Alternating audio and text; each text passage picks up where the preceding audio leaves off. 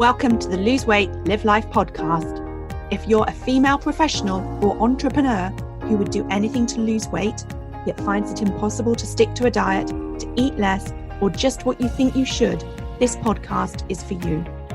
I am your host, certified life and weight coach, Clair MACKENZIE. Listen in to learn how to stop overeating, lose weight for the last time, and create a relationship with food and yourself that you love, all without diet deprivation and self-sabotage.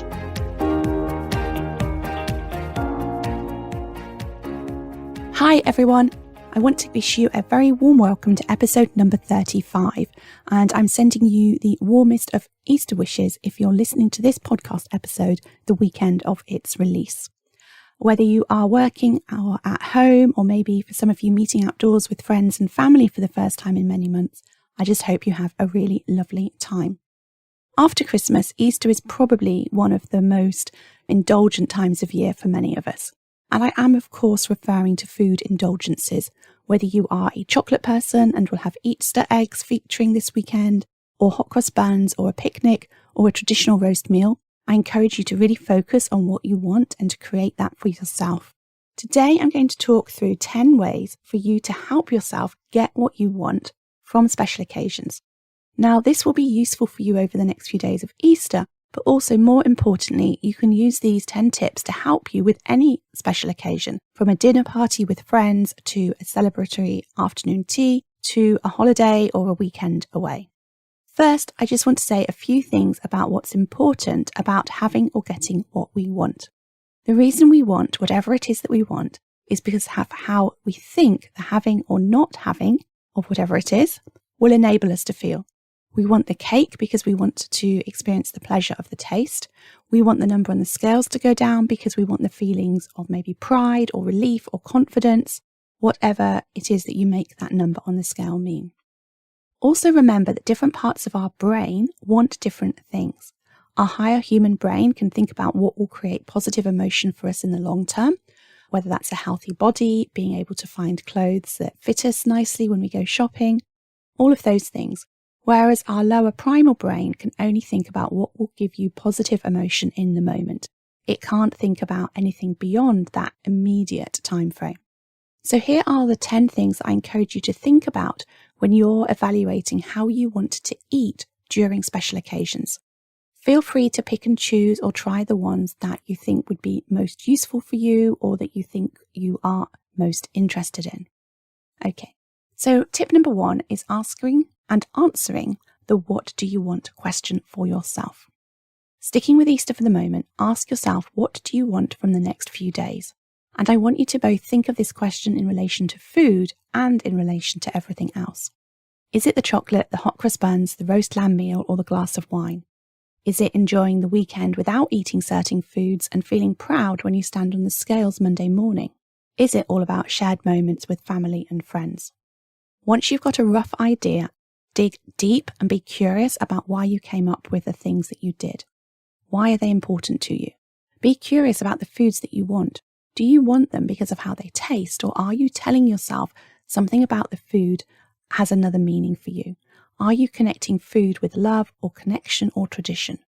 We know that food is often far more about pleasure and comfort than it is fuel and nourishment, but often it's about even more than that. Often we associate it with happy memories or giving love to others. The more you understand why you want to eat what you want to eat, the clearer you can be on whether you like your reasons and whether they're ones you want to hold on to or update. For example, if you want to have hot cross buns because it's traditional, really explore what positive emotion it's creating for you. It might be connecting you to a childhood memory. And if that's the case, maybe you can be curious about creating the same feeling from something else if you don't want to eat the hot cross buns. Remember, this is all about you consciously deciding what you want with your higher human brain. That is going to be the full impact of what you choose. So yes, also think about how you want to feel in your body and what the likely impact will be on the scales next week. And don't tell yourself you want something but you can't have it. You're a grown human adult. You get to choose. Yes, eating all the chocolate may mean forfeiting a loss on the scales, and you get to decide what you want more. No right or wrong, no should and shouldn't about it, just purely and simply what you truly want. If you're feeling conflicted in answering this question for yourself because you want the chocolate and other foods that are going to slow your weight loss, then I really encourage you to think about the future version of you. If you had lost all of your weight and the relationship with food that you want, and you were comfortable knowing that you could retain your weight for life, would you choose to eat the chocolate because of a little gain on the scales is no big deal and you can totally drop it again if you want to? Or would you choose to not have the chocolate because you no longer want to get pleasure from food, or because you know that you can have chocolate anytime you want to and you don't have to eat it just because it's Easter? Really step into that future version of yourself, decide how she would be thinking, and then start showing up as her today. You can spend this Easter weekend being exactly that person, whether that is both enjoying the chocolate or deciding that actually it doesn't give you that much pleasure. There's no right or wrong. Okay, how would you be that future version of yourself? And just do that. Okay, tip number 2, I want you to ask yourself, what are you afraid of? Are you afraid that if you start eating chocolate, you'll get the taste for sweet foods again and it will trigger cravings? Or are you afraid that if the number on the scales goes up, you will fall into a negative spiral of self-doubt about your weight loss capabilities? Are you afraid that if you don't have the hot cross buns, you will be missing out? Are you afraid that friends or family members will quiz you on why you are or aren't eating certain things and that you'll feel uncomfortable? The reason I want you to uncover these is because I want you to see the thinking creating that fear and not avoid it. Instead, I want you to talk back to it. For example, you're going to want to be able to eat any food without being fearful of it triggering some overeating. And so you're going to want to tell yourself, if I start to crave more chocolate after having a little, then I will figure out how to deal with it. I'll look at what's going on for me, I'll look at what I'm thinking, and I'll learn from it. And then next time I'll have more information with which to help myself for my next special occasion. So don't be afraid of what's going to happen. Ensure that you know that you have the tools and you're learning and you're going to find a way of figuring it out. Have that faith in yourself. Tip number 3 is to plan. There is so much value in planning. Sitting down with pen and paper, you are always going to have thoughts pop into your head that will help you overcome challenges and obstacles ahead of time. But don't just focus on the food plan. Focus on planning for all the things that are going to create or give you everything that you want. When you asked yourself that question earlier, if you want family connection and tradition, what non-food ways can you think of to help create that for you? And don't just plan for the things that you will be doing or not doing, having or not having. Also plan for how you want to remember to think and how you want to remember to feel. Do you want to feel capable of eating that the future you has the relationship with food that you want? Easy, just plan the thoughts that create that feeling of capable. It may simply be something like, I can do this. I know what I do and don't want. I can enjoy a small piece of dessert and not eat the rest. Okay, tip number 4 is to identify the obstacles. So one of the things I find useful once I've planned is to just run through it in my mind visually.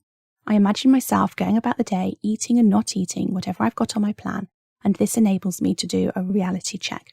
It enables me to identify some obstacles in advance.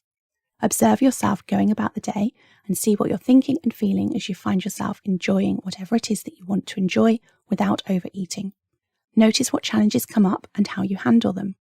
Be curious about how you can make things easier for yourself. Remember that overcoming obstacles is often less about changing the circumstances and more about shifting your mindset. Say, for example, that if you will find it more difficult to not have more than the one drink you planned, if you're thinking that your friends decide to get bottles of wine instead of individual glasses, then you can, of course, either change the circumstances. So this might be you deciding that you're going to drive so that not having a drink or a second drink is something that you even have to wrestle with in your mind.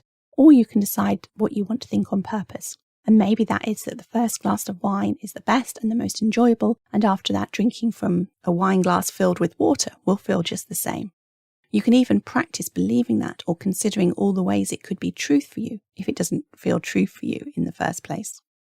So tip number 5 is to stay food and in the moment conscious. It can be very easy when we socialize with friends or sit down to a special meal to sort of click out of awareness of what and how we're eating and what we're thinking about the food choices we're making. It's as if we switch off so that we can allow our primal brain to take over and allow us to eat whatever it is we want without thinking about it. Instead, I encourage you to be intentional about staying present. Be very mindful of what you're eating. Notice the smell, the appearance, and the texture of foods. Be curious about the ingredients the dishes contain. When you're eating, put your fork down between mouthfuls and take the time to really chew and taste your food. You can do all of this while still engaging in conversation with your friends or family. You can even bring them into your food consciousness if you want to, by talking to them about the food, asking them about what they use to make the sauce if it's something that somebody else has made, for example. Tip number 6 is about what to do if you overindulge. First, I want you to not mean anything negative about yourself. If you fail to eat what you plan to eat, then I want you to be comfortable that failing on this journey to creating the food relationship that you want isn't a bad thing. Failing is very often the only way that you get data to learn more about yourself and adjust. Failure done right is a very positive and useful thing. So what does failing done right look like? It looks like you continuing to stay conscious during and after your failure.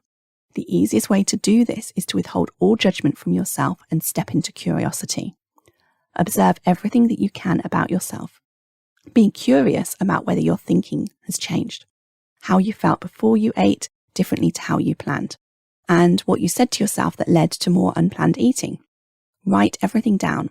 When you put it all on paper, it's easier to make it more neutral if you have a tendency to feel bad about it. Also write down if it negatively impacted how you physically felt. This might even be the next day. If I have a meal that is very rich or too heavy or high in added sugars and refined carbohydrates, I feel ropey the next day. I think of it as a food hangover. The more I remind myself of what that feels like, the more I stay conscious with it at the time. The easier it is to then remember why it is I want to choose not to eat pizza, for example, the next time. It's important the analysis and learning of any overindulgences are approached pragmatically and come from a place of self-love. As I said, do remember to check in and ask yourself, what will I do differently next time? Tip number 7 is not to shy away from the scales. If I had a period of overindulgence, maybe a weekend away, and found myself eating unplanned foods all weekend, I would want to avoid getting on the scales when I got back home. And I would want to have a few days of planned eating under my belt before I got back on. I was trying to save myself the emotional discomfort of seeing those numbers higher than I wanted them to be. And I know that lots of you feel the same way, and I get it. But I really encourage you to lean into the mental work of it being okay, even if the numbers on the scale go up. It's funny that we allow the number to have such an impact on how we think and feel about ourselves if we see it. Because of course, whether you weigh yourself or not, you're still the weight that you are. So this for some of you will take lots of practice before you see the number on the scale as something that is neutral and not something that means anything about you. So again, stay conscious and aware of your thoughts about getting on the scales. Decide ahead of time what you will think and feel if the numbers go up, stay the same, or come down. Think of getting on the scales as being a scientific experiment in 2 ways. The first is in the way that you are seeing the results of your eating immediately after the special occasion as you revert back to eating how you want to be eating, so that you can get an idea of how your body responds to those foods that you overindulged in and how quickly it reverts to you being back on track, to sort of use old diet speak language. Notice whether your body quickly ditches what may be just excess water or whether it takes a little bit longer. Both are absolutely fine. It's just good to know and understand what your body does so that next time, if you have a weekend of overeating and you see the numbers on the scales go up, you have confidence, you feel assured that after a few days, you're going to be right back down to where you were. Doesn't need to be a problem. Okay, and then the second part of the experiment is to observe your management of your thoughts about the numbers on the scale and what they say and what you make them mean. If you're not in a place where you feel you can be indifferent to the numbers yet, that's okay. Just keep coming back to it and being curious about it. Give yourself time. Tip number 8 is to make peace with everything, and that includes what you ate, how you felt afterwards, and the number on the scales as quickly as possible. Being in self-judgment will keep you stuck and lead you to suffer more. There is no upside at all to this. So be vigilant of your language about how you've eaten. Do you notice words like naughty or hopeless or greedy or weak-willed keeping in? If that's what your brain is saying to you, then I want you to see those sentences in your mind but not listen to them. I want you to see them and not push them away so you can talk back to them. When you just push them away, you still feel them, and they can start to create feelings of shame. When you allow them to come to the surface, you can let them float away, or as I said earlier, talk back to them. So for example, if your default is telling yourself that you're never going to lose weight because you failed again, then I want you to remind yourself that of course your tendency is to eat the things that your brain thinks give you pleasure, because that's what your brain was designed to do. And that's what it may have been doing for the previous, however many years or decades that you have been operating in default mode. And that's okay, because you're now on a journey of figuring out and understanding your brain and body in these situations and learning what better strategies work for you. And if the strategy you thought would work this time didn't, then you get to tweak it next time. You want to remind yourself that nothing has gone wrong here. Tip number 9 is to get right back on your planned, intentional way of eating. Don't for a minute think, well, I've ruined the day if you ate breakfast differently to how you planned. Or even, I'll start next month if you've got back from holiday. Just go right back to it. And lastly, tip number 10 is to enjoy yourself. Enjoy all of it. I've given you lots of information here, and I don't want you to be thinking that this is too much. I've got to do all of these things. I'm not doing it right. You get to decide which of these tips you want to experiment with and use at any given time. I don't want you to feel burdened by these suggestions. I want you to be curious and approach them in a way that feels like a bit of fun and a bucket load of self-love. They are not another stick to beat yourself with if you don't do it right. There is no right. Remember, your brain likes learning and figuring things out when you make it fun. So become the scientist in the experiment that is you, and as I said, have fun with it. Okay, so that's what I wanted to share with you today. I am really pleased to let you know that information about the enhancements to the Lose Weight, Live Life membership and Mastermind, which is my small group coaching program, is now available. And you can find out all of the details about these at www.thebestyou.coach/membership and www.thebestcoach/small group. The next small group coaching program will start in a few weeks, so don't delay in checking out the information if you would like help applying everything that you hear about on this podcast to your life with a small group of like-minded women. Okay, take care and have an amazing weekend. If you enjoyed listening to this podcast and are ready to live a more intentional life, lose weight as a part of that journey, and create a relationship with food and yourself that you love, then I would be honoured to be your coach. There are 2 ways that you can work with me. You can join my monthly membership program, My One Life Academy, that gives you self-paced learning, supported by twice-weekly live calls and a whole lot more. Or you can join the waiting list for my next 6-month Lose Weight, Live Life group coaching mastermind intensive. Go to www.thebestyou.coach/coaching to find out all the details.